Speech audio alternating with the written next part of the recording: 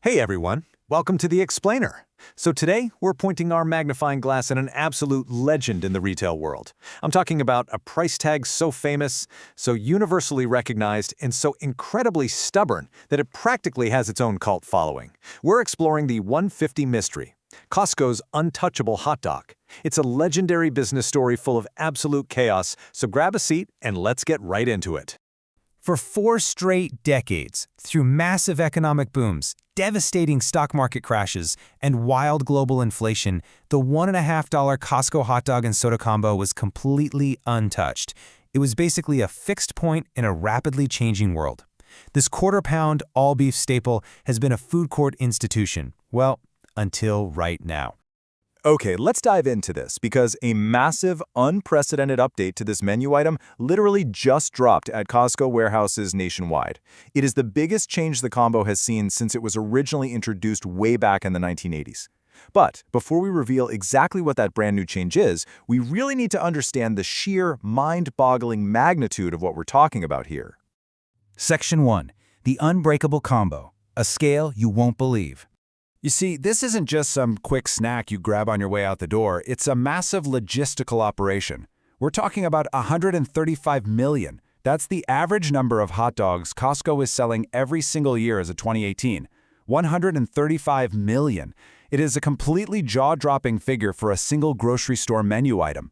To put that astronomical number into perspective, Costco easily sells way more hot dogs annually than every single Major League Baseball stadium combined. I mean, think about that for a second. Baseball is literally synonymous with hot dogs, yet this warehouse club sells more of them than the entire professional sport. That is true cultural dominance. Section 2. A 40-year history, defying economic logic. Let's move through this and see how it builds. How on earth does a fast food deal from the 1980s survive in today's inflated economy without raising its price by a single cent?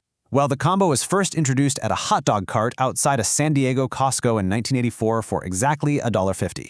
To maintain that price as costs rose over the years, Costco had to take some drastic measures. In 2008, they literally began opening their very own meat factories just to cut out the middleman. By 2013, they switched the fountain soda from Coca-Cola to Pepsi just to save fractions of a penny on the combo. And that ultimately brings us to 2026, where we have the new option, which we're going to reveal shortly. But just look at the stark economic reality here. The original price in 1984 was $1.50. If you take that exact same combo and adjust it to match inflation up to 2024, it should cost approximately $4.40 today. It's an absurdly good deal in the modern economy, which of course opens up a massive narrative loop. Why hasn't the price gone up? Section 3. The famous death threat. That I'm dead.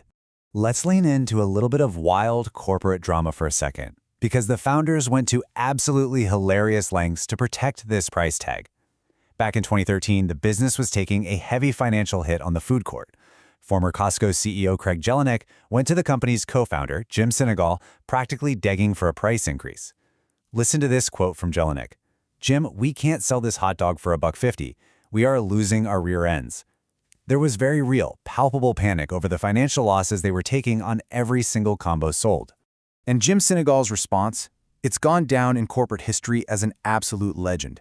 He looked right at his CEO and said, "If you raise the effing hot dog, I will kill you. Figure it out." He actually said that.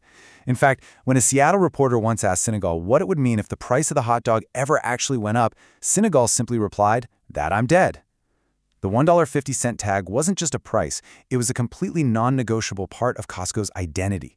According to publishers, this is the single most viral story ever run about the company. Section 4. The lost leader strategy, behind the cheap eats. So moving away from the drama, we really have to look at the actual business mechanics. How did they actually figure it out without raising the price? Well, the crucial point is it all comes down to a loss leader.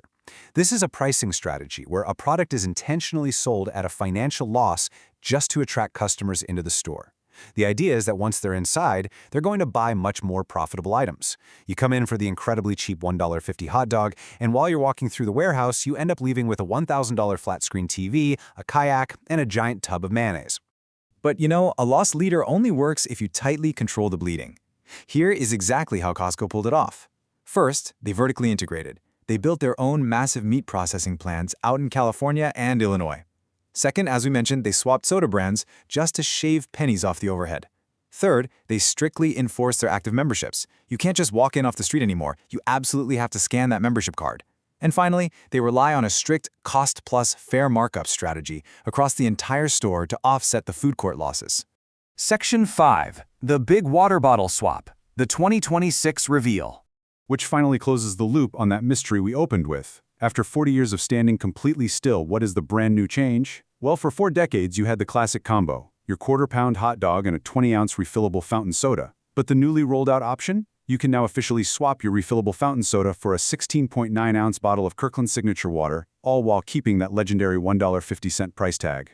And this brilliantly illustrates Costco's ability to adapt to modern shopper preferences without breaking their core promise. Because why add bottled water? First, it's resealable, making it incredibly convenient to toss right into your shopping cart while you browse the aisles. Second, it's perfect for the growing demographic of non-soda drinkers. And third, it provides a much-needed lower sugar, no-calorie alternative. It just gives members a lot more flexibility. But for a lot of longtime members, this kind of brings up an emotional question. What about the nostalgic Costco drink? As one local news anchor recently pointed out, part of the childhood magic of the food court was getting that empty cup, walking up to the fountain, and mixing 3 different sodas together. A little bit of Coke, a splash of lemonade, maybe some root beer, creating that ultimate chaotic concoction we affectionately called the Costco drink. You obviously lose that interactive magic when you opt for a sealed bottle of water. Which brings us to a major debate currently raging among members. Which option actually offers better value? Is it the classic fountain soda with its free refills and larger 20-ounce cup size?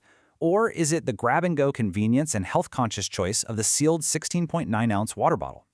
Purists argue the fountain size is mathematically the better deal, while others absolutely love the new modern flexibility. So, I want to leave you with a provocative question to chew on. Where do your loyalties lie? Are you team fountain soda or are you team bottled water? Think about it the next time you scan your card for lunch. Thank you so much for joining me to explore the mechanics behind this famous deal. Keep learning, and I'll catch you in the next explainer.